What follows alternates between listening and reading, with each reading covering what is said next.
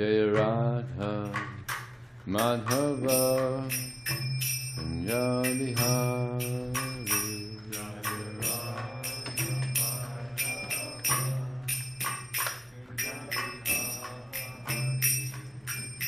Gopijana Vallabha Girivana Dari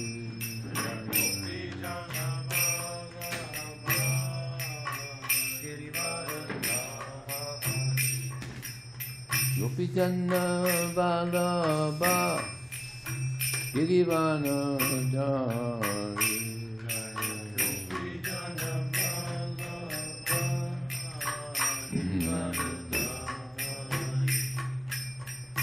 Yashodanandana Bhajana Ranjana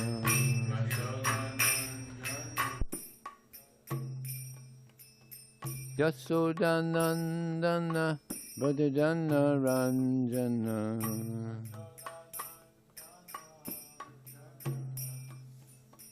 Yamuna Tira Vanachari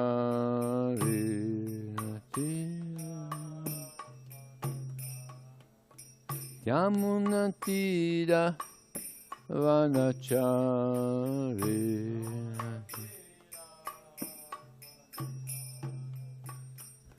Jaya Radha Madhava Kunja Bihari Radha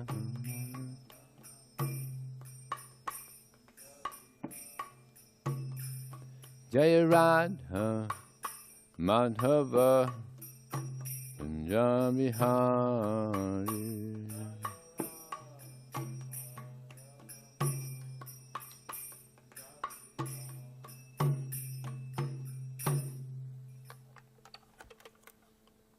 Jayam Vishnupad Paramahamsa Pravakacharya Astotar Srimad Bhakti Siddhanta Saraswati Bhaktivedanta Swami Srila Prabhupada Ki Jai ISKCON founder Acharya Srila Prabhupada Ki Jai Jayam Vishnupad Paramahamsa Pravakacharya Astotar Srimad Bhakti Siddhanta Saraswati Goswami Maharaj Prabhupada Ki Jai Namacharya Srila Haridas Thakur Ki Jai Prem Se Koho Shri Krishna Chaitanya Prabhu Nityananda Shri Dvaita Gadadhar Shri Bas Hari Gaura Bhakta Vrinda Ki Jai Shri Shri Radha Krishna Gopa Gopinath Shamakun Arakun Giri Govardhan Ki Jai Shri Mayapur Dham Ki Jai Shri Vrindavan Dham Ki Jai Jagannath Puri Dham Ki Jai Ganga Mai Ki Jai Yamuna Mai Ki Jai Bhakti Devi Ki Jai Tulsi Devi Ki Jai Nathakoti Vaishnav Vrinda Ki Jai Shri Harinam Sankirtan Ki Jai Grantaraj Srimad Bhagavatam Ki Jai Samaveda Bhakta Vrinda Ki Jai Gaur Premanande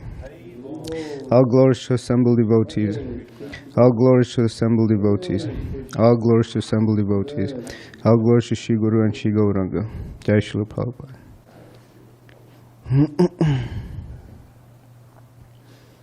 Triveda Prabhu. Should I read the summary chapter? Summary? Okay. Thank you. Om Namo Bhagavate Vasudevaya. Om Namo Bhagavate Vasudevaya. Om Namo Bhagavate Vasudevaya. So today we're going to be starting a new chapter, chapter 17. We finished yesterday. Maharaj? Yeah. So this chapter is entitled The Descent of the River Ganges. The 17th chapter describes the origin of the Ganges River and how it flows in and around Ilavrita Varsha. There is also a description of the prayers Lord Shiva offers to Lord Sankarshan, part of the quadruple expansion of the Supreme Personality of Godhead. Lord Vishnu once approached Bali Maharaj while the king was performing a sacrifice. The Lord appeared before him as Trivikrama, or Vamana, and begged alms from the king in the form of 3 steps of land. With 2 steps, Lord Vamana covered all 3 planetary systems, and pierced the covering of the universe with the toes of his left foot. A few drops of water from the causal ocean leaked through this hole and fell on the head of Lord Shiva, where they remained for 1,000 millenniums. These drops of water are the sacred Ganges River. It first flows onto the heavenly planets, which are located on the soles of Lord Vishnu's feet. The Ganges River is known by many names, such as Bhagirati and Jahnavi. It purifies Dhruva Loka and the planets of the 7 sages, because both Dhruva and the sages have no other desire than to serve the Lord's lotus feet. The Ganges River, emanating from the lotus feet of the Lord, inundates the heavenly planets, especially the moon, and then flows through Brahmapuri atop Mount Meru. Here the river divides into 4 branches, known as Sita, Alakandanda, Chakshu, and Bhadra, which then flow down to the ocean of salt water. The branch known as Sita flows through Shikhar Parvat and Gandhamadana Parvat, and then flows down to Bhadrashva Varsha, where it mixes with the ocean of salt water in the west. The Chakshu branch flows through Malyavan Giri, and after reaching Ketumala Varsha, mixes with the ocean of salt water in the west. The branch known as Bhadra flows onto Mount Meru, Mount Kumanda, and the Nila, Shweta, and Shringavan mountains before it reaches Kuru Desha, where it flows into the ocean of salt water in the north. The Alakandanda branch flows through Brahmalya, crosses over many mountains including Himakuta and Himakuta, and then reaches Bharata Varsha, where it flows into the southern side of the ocean of salt water. Many other rivers and their branches flow through the 9 Varshas. The tract of land known as Bharata Varsha is the field of activities, and the other 8 Varshas are for persons who are meant to enjoy heavenly comfort. In each of these 8 beautiful provinces, the celestial denizens enjoy various standards of material comfort and pleasure. A different incarnation of the Supreme Personality of Godhead distributes his mercy in each of the 9 Varshas of Jambudweep. In the Ilavrita Varsha, Lord Shiva is the only male. There he lives with his wife Bhavani, and who is attended by many maidservants. If any other male enters that province, Bhavani curses him to become a woman. Lord Shiva worships Lord Shankarsana by offering various prayers, one of which is as follows: My dear Lord, please liberate all your devotees from material life and bind all the non-devotees to the material world. Without your mercy, no one can be released from the bondage of material existence. Text 1. Dravida Prabhu, you can. Shri Shukovacha Tatra Bhagavatak Sakshad Yagyalingasya Vishnu Vikramato Vama Padangushta Nakane Binnorudvanda Kataha Pivadenanta Pravishta Ya Bhaya Jaladhara Tat Charana Pankajavane Janarana Kinjalko Paranjita Kila Jagad Aga Malapaho Pasparshanamala Amala Sakshad Bhagavat Padich Anu Yanu Palakshita Vacho Bidhi Yamanati Mahata Kalena Yuga Sahasro Palakshanena Divo Murdhan Yavata Avatatara Yattad Vishnu Padam Ahu. Thank you, David. Translation and purport by His Divine Grace, A.C. Bhakti Vedanta Swami Srila Prabhupada. Shukadev Goswami said, My dear King, Lord Vishnu, the enjoyer of all sacrifices, appeared as Vamanadev in the sacrificial arena of Bali Maharaj. Then he extended his left foot to the end of the universe and pierced a hole in his covering with the nail of his big toe. Through the hole, the pure water of the causal ocean entered this universe as a Ganges river. Having washed the lotus feet of the Lord, which are covered with reddish powder, the water of the Ganges acquired a very beautiful pink color. Every living being can immediately purify his mind of material contamination by touching the transcendental water of the Ganges. Yet its waters remain even ever pure. Because the Ganges directly touches the lotus feet of the Lord before descending within this universe, she is known as Vishnu Padi. Later she received other names like Jahnavi and Bhagirati. After 1,000 millenniums, the water of the Ganges descended to Dhruvaloka, the topmost planet in this universe. Therefore, all learned sages and scholars proclaim Dhruvaloka to be Vishnupad, situated on Lord Vishnu's lotus feet. Purport. In this verse, Shukadev Goswami describes the glories of the Ganges river. The water of the Ganges is called Patita Pavani, the deliverer of all sinful living beings. It is a proven fact that a person who regularly bathes in the Ganges is purified both externally and internally. Externally, his body becomes immune to all kinds of disease, and internally, he gradually develops a devotional attitude towards the Supreme Personality of Godhead. Throughout India, many thousands of people live on the banks of the Ganges, and by regularly bathing in her waters, they are undoubtedly being purified both spiritually and materially. Many sages, including Shankaracharya, have composed prayers in praise of the Ganges, and the land of India itself has become glorious because such rivers as the Ganges, Yamuna, Godavari, Kaveri, Krishna, and Narmada flow there. Anyone living on the land adjacent to these rivers is naturally advanced in spiritual consciousness. Srila Madhvacharya says, Varahe Vamapadam tu Tadanyeshu Tadakshinam Padam Kalpeshu Bhagavan Vijahare Trivikrama. Standing on his left foot and extending his left to the edge of the universe, Lord Vamana became known as Trivikrama, the incarnation who performed 3 heroic deeds. Om Jnana Timarandasya Jnana Jana Shalakaya Chakshurun Militam Yena Tasmai Shri Gurave Namaha.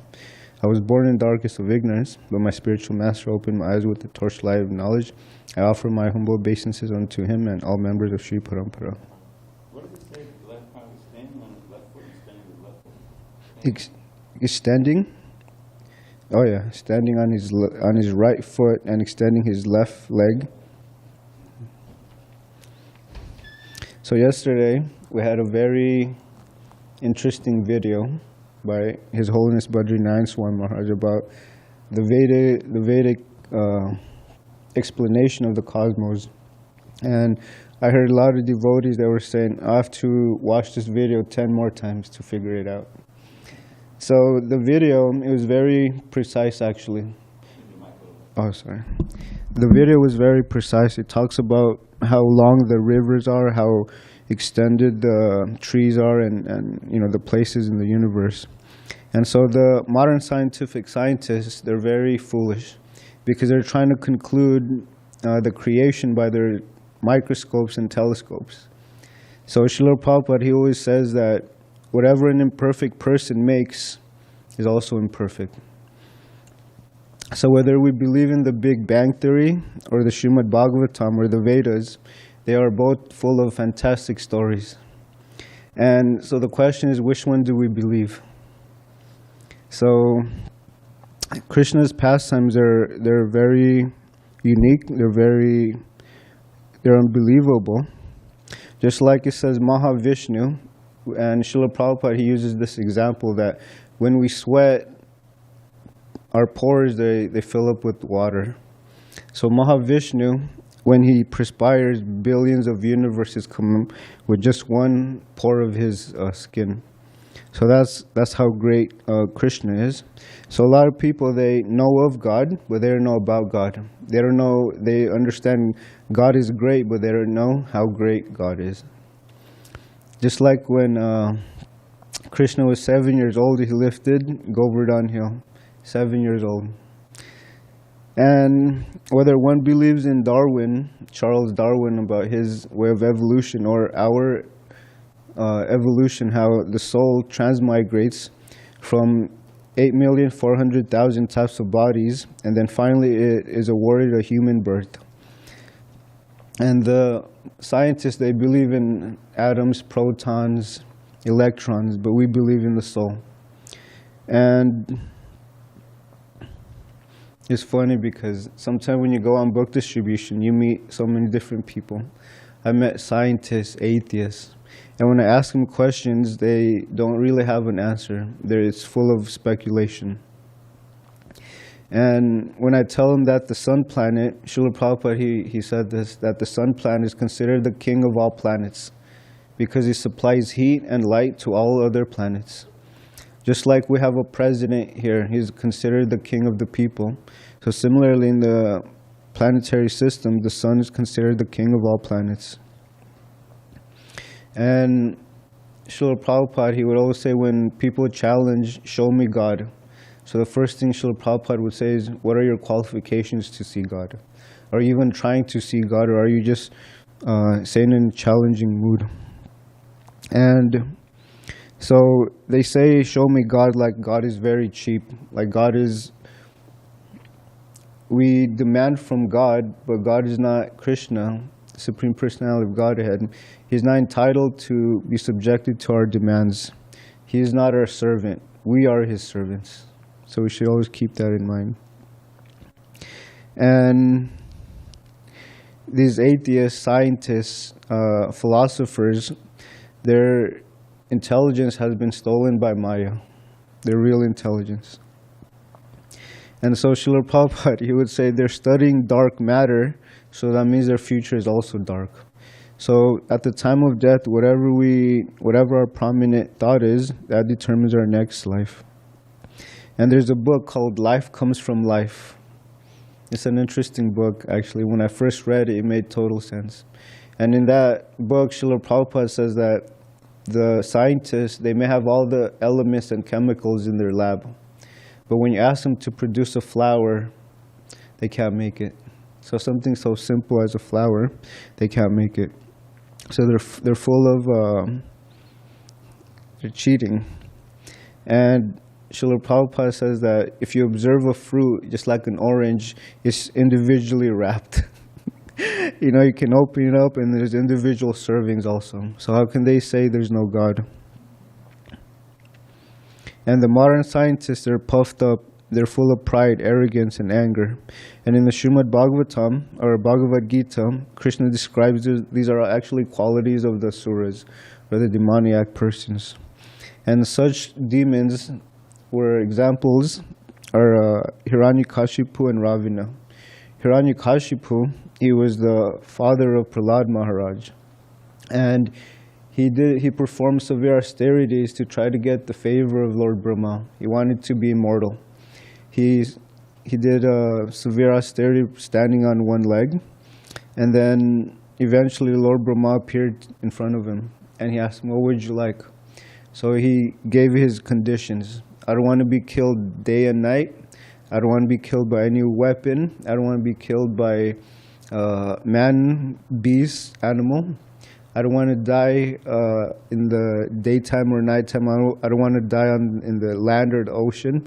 And I don't want to die in or outside of this house. Or in the air. And so Krishna, being the Paramatma in the heart of everyone, understood this.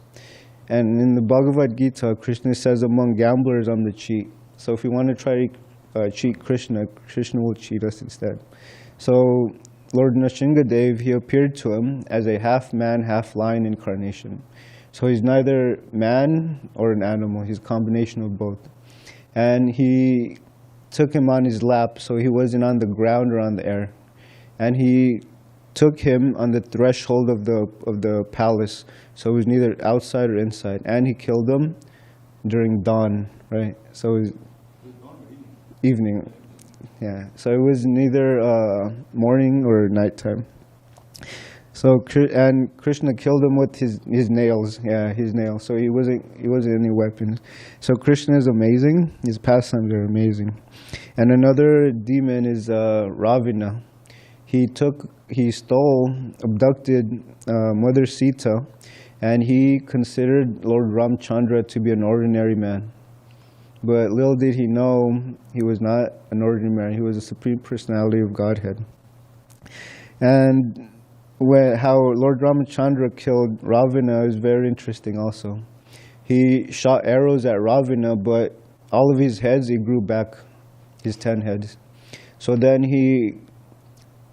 one of Ravana's brothers named Vivishvan, he told him where to hit a target. It told him to hit him in the heart.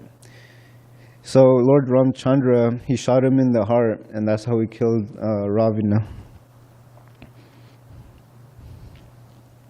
So there's a story of Dronacharya. He wanted to see who was a more qualified king.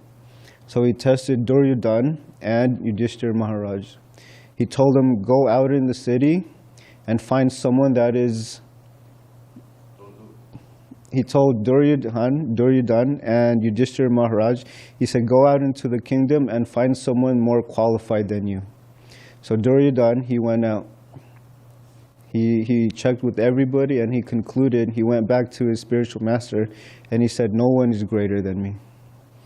So when Yudhishthira Maharaj, when he did the same thing, he went to the kingdom.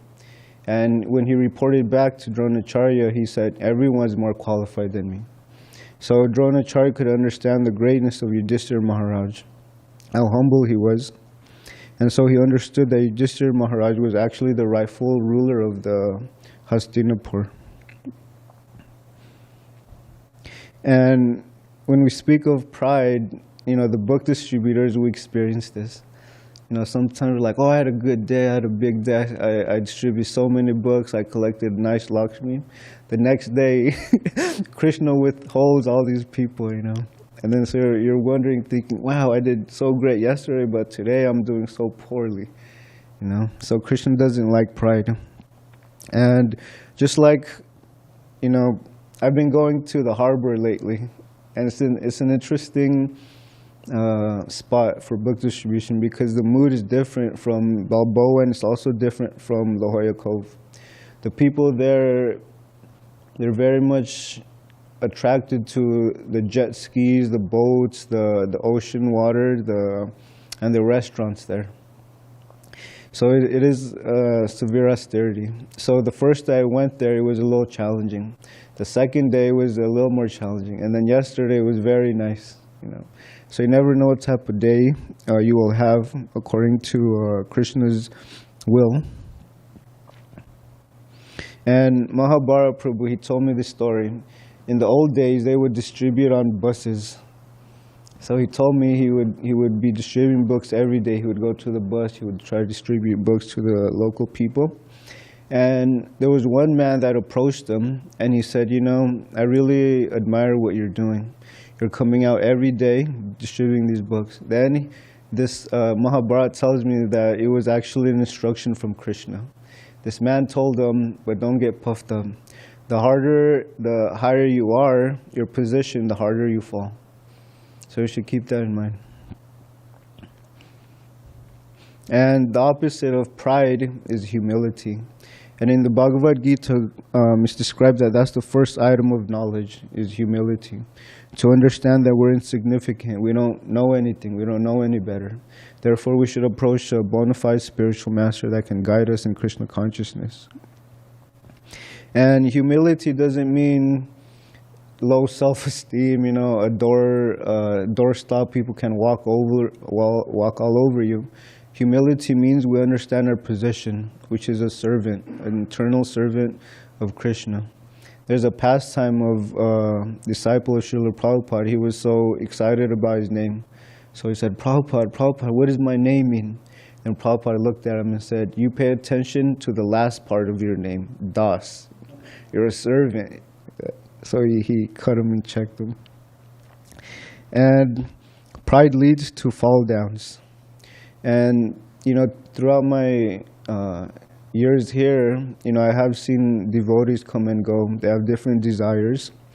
And so everyone is an individual. They have free will. They can do whatever they would like. But coming from outside, I was thinking, why would you want to go back out there in the material world? Be mixed up with, entangled with work life and Hare Krishna, with work life, family life, and things like that. So I was always wondering, why would devotees leave the ashram, the protection of the temple, and go out?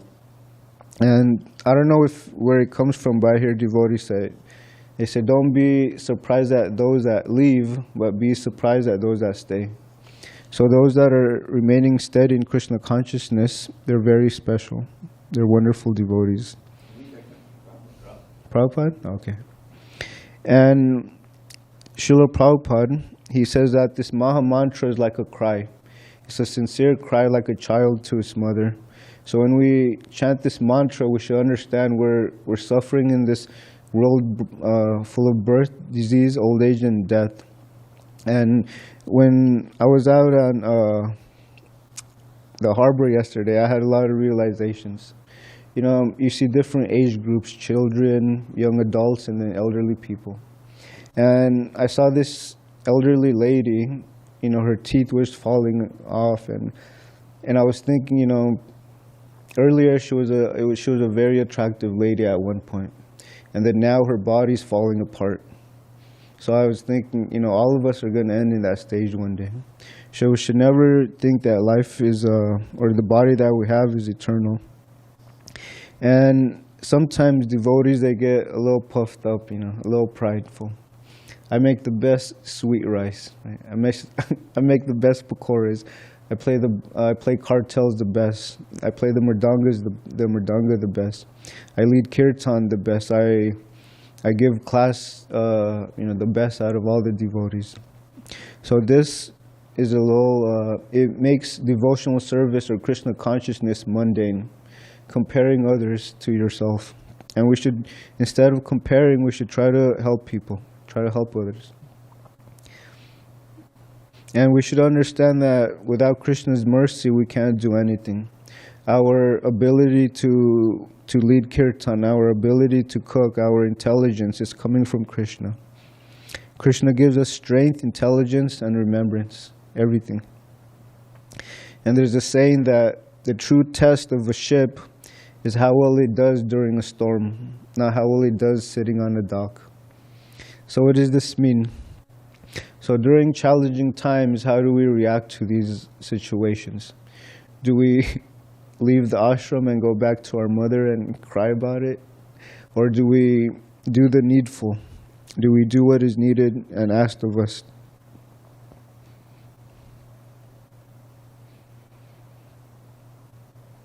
Another question that I have is, how serious are we about going back home, back to Godhead? Srila Prabhupada, he would always emphasize this, going back home, back to Godhead. So how serious are we?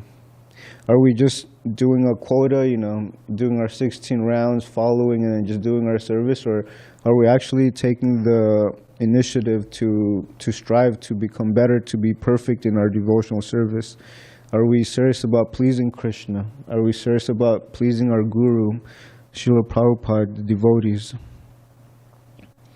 And we may be able to fool others, wearing a dhoti, tilak, bead bag. But just like an orange, when you squeeze an orange, only orange juice comes out. Mango juice doesn't come out. So similarly, when life squeezes us, what comes out? Is our devotion to Krishna sincere? Is what comes out? So that's the test. And my very merciful cousin, Madhurya Leela Devi Dasi, she's my Vartma Pradarshana Guru. Pradarshika Guru. She instructed me to come to the temple. And in the CC Madhurya Leela, it describes that the spiritual master who first gives information about spiritual life, that's your Vartma Pradarshika Guru. And so my wonderful cousin, she saw how deep illusion I was, I was doing so many nonsense. I was posting this and that on my social media. So out of her mercy, she reached out to me. And at first I refused. I didn't answer to her messages because I was thinking, oh, she's in the Philippines. What does she have to, teach me? I'm here in the U.S., I'm in the great, USA, the great land of USA. And then so I was already somewhat chanting the mantra, but I didn't know what I was chanting. And when I clicked on her Facebook, I saw pictures of Krishna. That's when I realized Krishna is a name, Krishna is a person. So then I accepted her message, and she was asking me, how are you? And so I told her, I'm doing fine. I was so deep in Maya. So she said, how did you receive that mantra? And then I said, I got it from a book. It wasn't Prabhupada's book, though. And then she said, do you know what it means? And I said, no, I know it's a prayer, a type of prayer.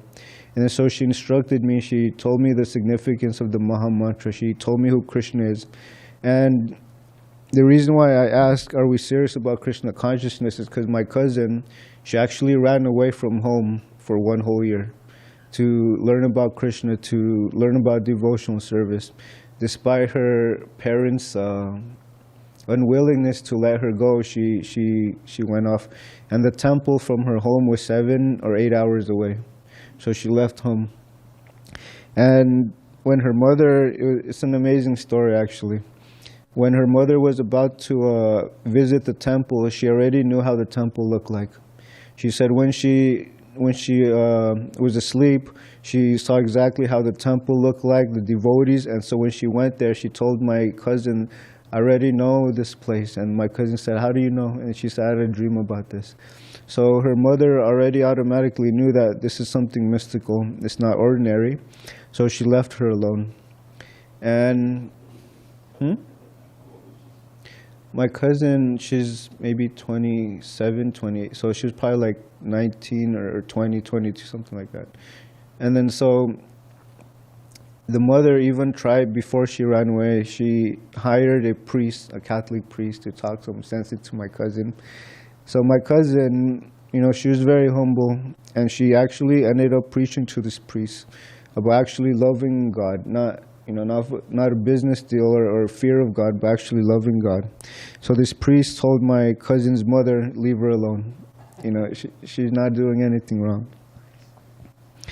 And I was just reading, there's a thing called nectar of austerity versus poison of material enjoyment. So nectar of austerity, I read it from an article. The nectar of austerity. So I'm sorry, Barb, I'm not sure. It's upstairs. No, I'm not sure.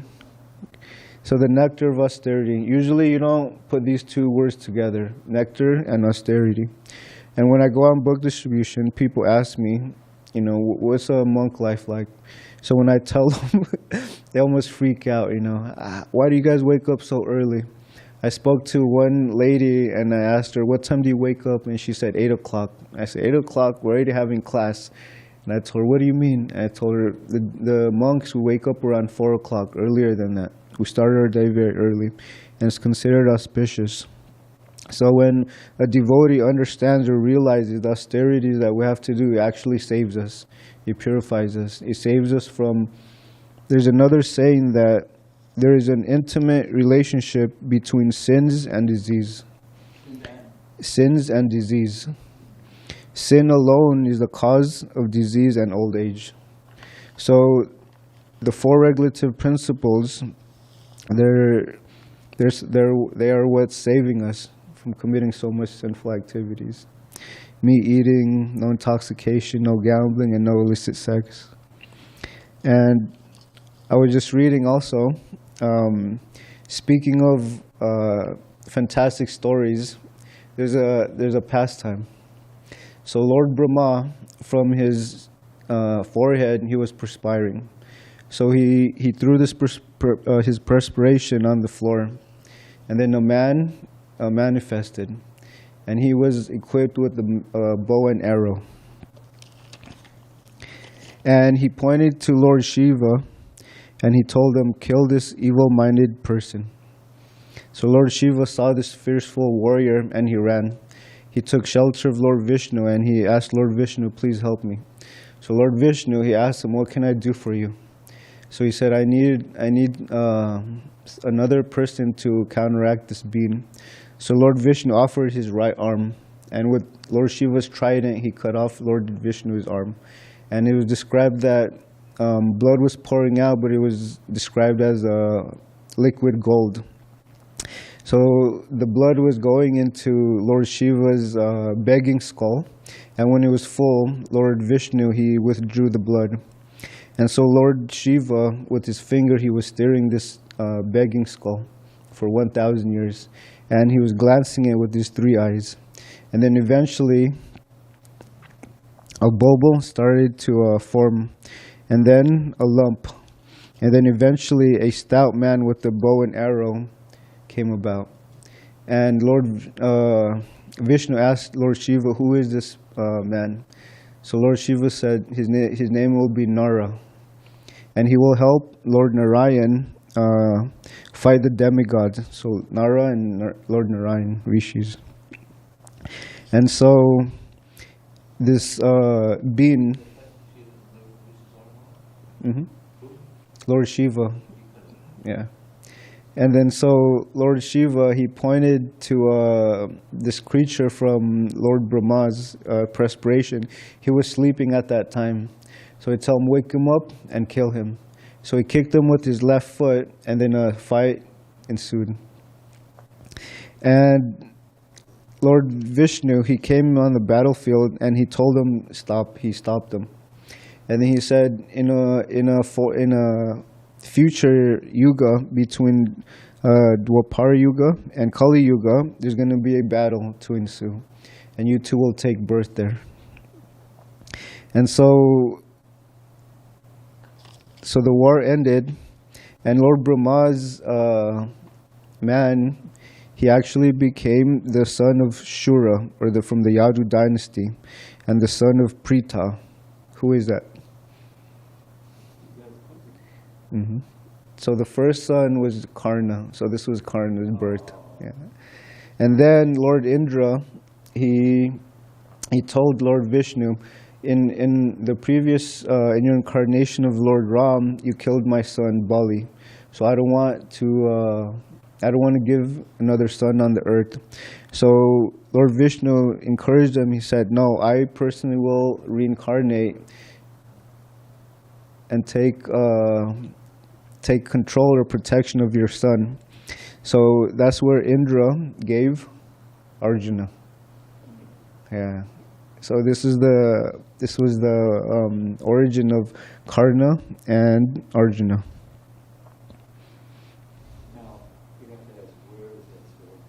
It's from the Padma Purana. Yeah, I'm reading stories about it right now. And so I would like to narrate two pastimes of very wonderful devotees. So His Holiness Bhakti Charu Maharaj, he wanted to make a play for Srila Prabhupada, and he especially wanted to do in his college years.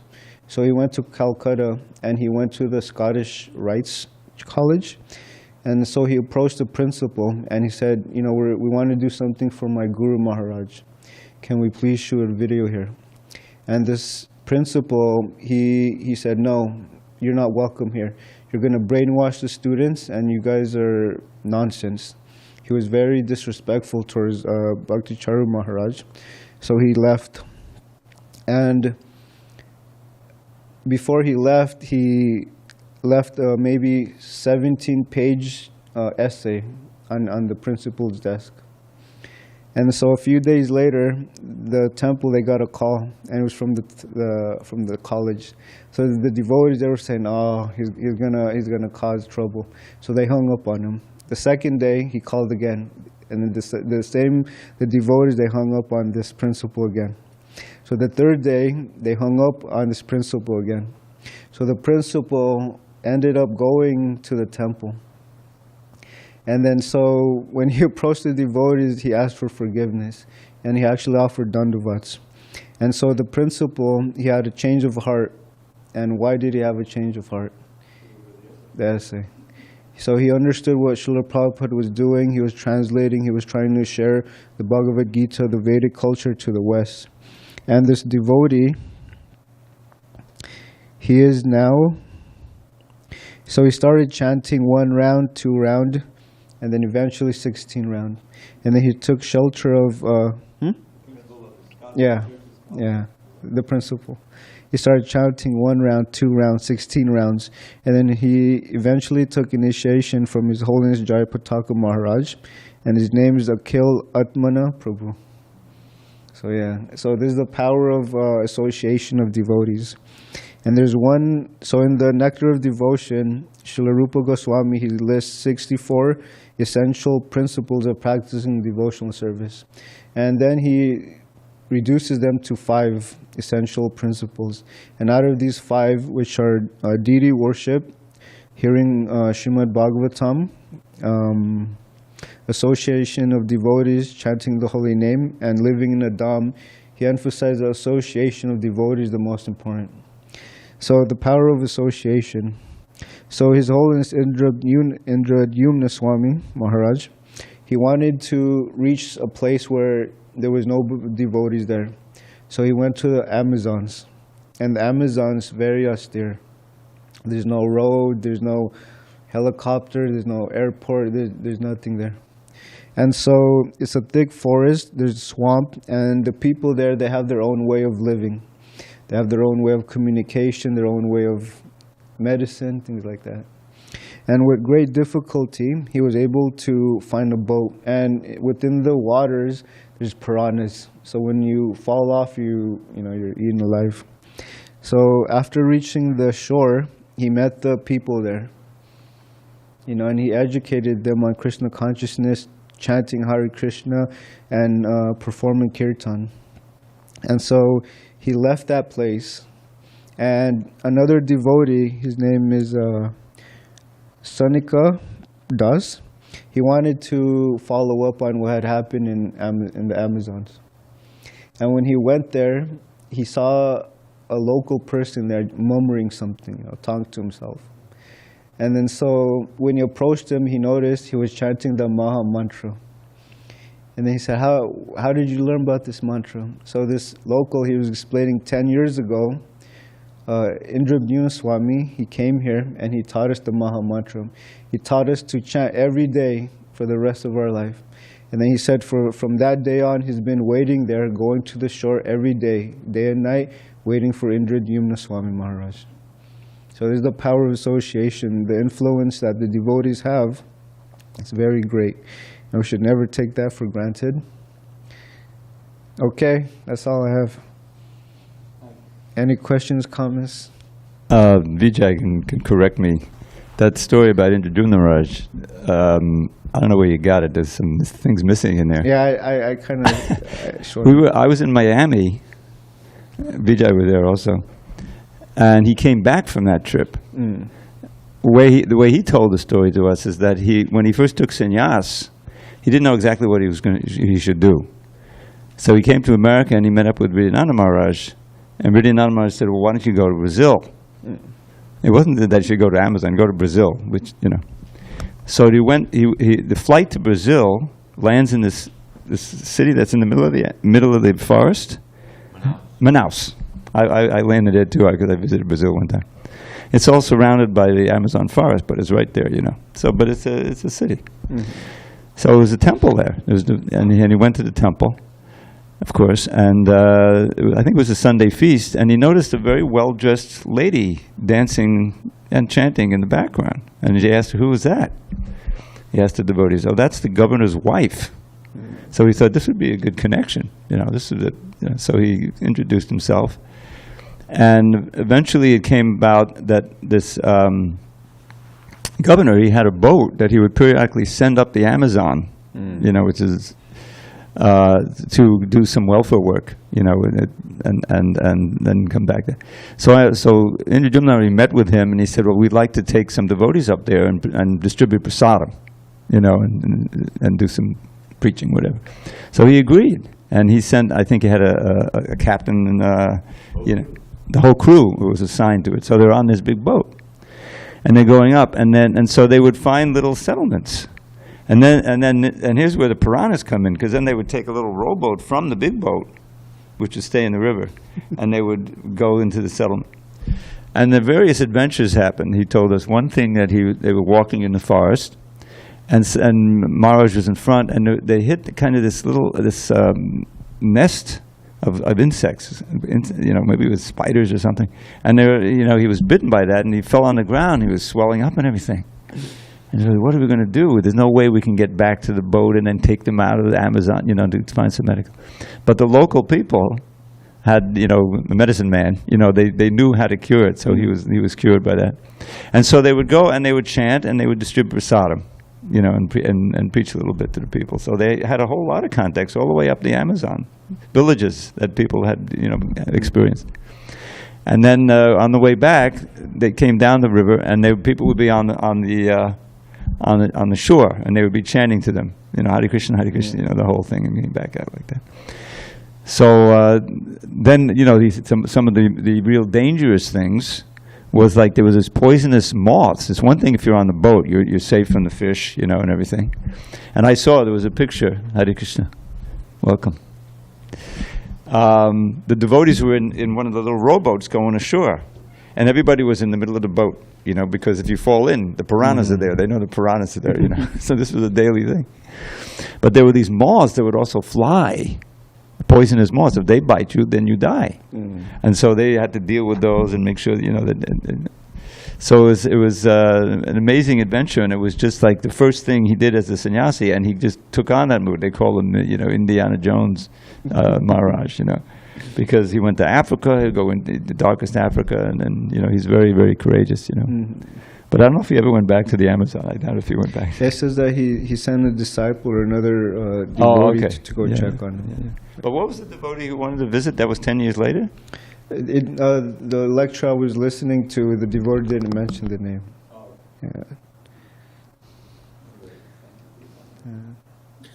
Hare Krishna, I just want to let you know there is one question pending on the Zoom. Okay. Is there any other in-house comments or questions?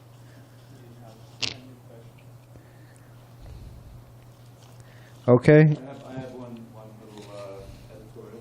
Yes, Dhruvid. In the summary, it talks about how the Ganges is coming down. That's the whole title of the chapter. So I'm just going to read from the actual text, and it was fixed in the summary. From the Kesharachala mountains, the Ganges falls to the peak of Gandhamadana mountain, and then flows into the land of Bhadrashva Varsha. Finally, it reaches this ocean of salt water in the east, not in the west. Yeah, he said west twice. Yeah. It's in the east. That was fixed in the summary. Thank you, Dhruvid. Yes, Vijay Krishna. From the Zoom. Yes. May I? Yes, go ahead. Yes, Govardhan Prabhu Dandavat Pranam. My question is, in terms of making spiritual advancement, is there any difference between bathing in the Ganges and chanting Hare Krishna? So, what gives me more spiritual advancement? chanting Hare Krishna. Why? Because like Srila Prabhupada, he mentioned that the Ganges, it can clean you externally and internally, but you're not progressing or you're not advancing in spiritual life. Whereas Sri Chaitanya Mahaprabhu, he told us a very simple process, which is just chanting Hare Krishna, Krishna Krishna, Hare Hare, Hare Rama, Rama Rama, Hare. So by chanting, you don't need to go to India to go to the Ganges to take bath there. You can simply just chant in your home. Yes, Prabhu. Thank you very much. Hare Krishna. One comment on that. There's a verse which probably Vijay knows, but I don't know. But that the pure devotee, a moment's association can transform your whole life and purify instantly. But the Ganges, repeatedly, you have to go and go and go. But so it's much more efficient to associate. Thank you, Dhruvid. Yes, thank you, Dravida Prabhu. Okay. Thank you for your time and attention. Jai Srila Prabhupada Granth Raj Srimad Bhagavatam ki Jai.